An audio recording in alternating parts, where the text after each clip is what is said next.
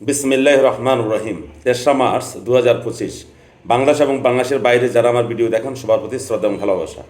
একটা কথা বাজারে গুঞ্জন শোনা যাচ্ছে যে সেটা হলো যে বিএনপির সাথে বৈষম্য বিরোধী ছাত্র সংগঠন যেটা, যাদের নতুন রাজনৈতিক দল গঠিত হয়েছে, জাতীয় নাগরিক পার্টি বা ইংরেজিতে সংক্ষেপ করলে এনসিপি, তার সাথে বিএনপি নাকি একটা জোট করার সম্ভাবনা আছে। এই কথাটা কেন আসলো মাঠে?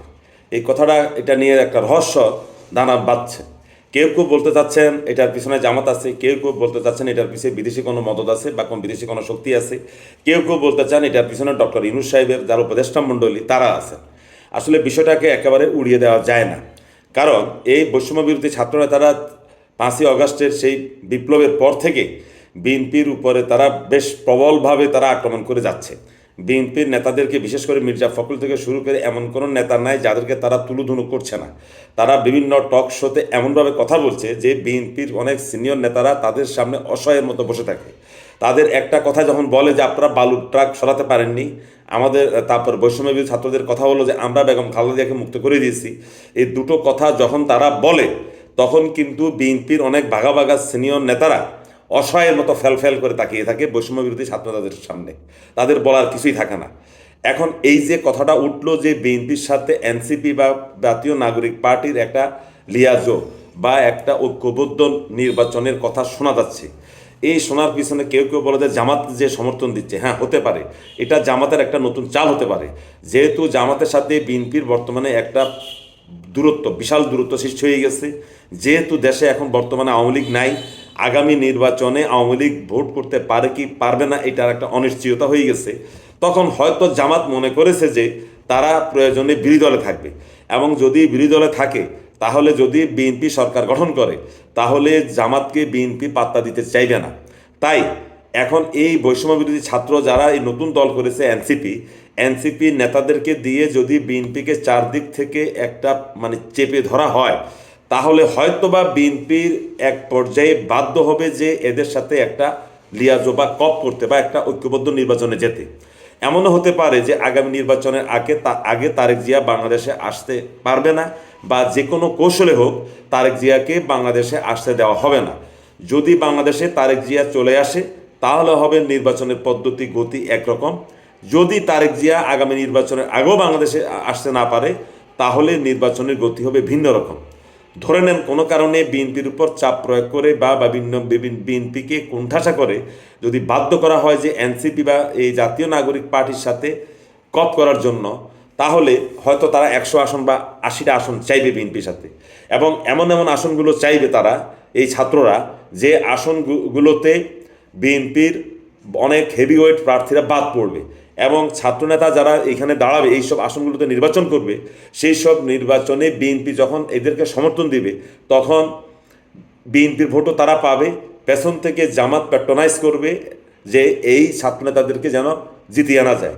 ধরে নেন 50টা আসনে বা 30টা আসনে বা 40টা আসনে এই এনসিপি বা ছাত্রনেতারা জয়লাভ করলো, এবং বিএনপিও বেশ কিছু আসন পেল, 110, 120 বা 130 বা 140, তখন বিএনপি আর এই এনসিপি ছাত্র নেতারা মিলে যৌথভাবে একটা সরকার গঠন করবে।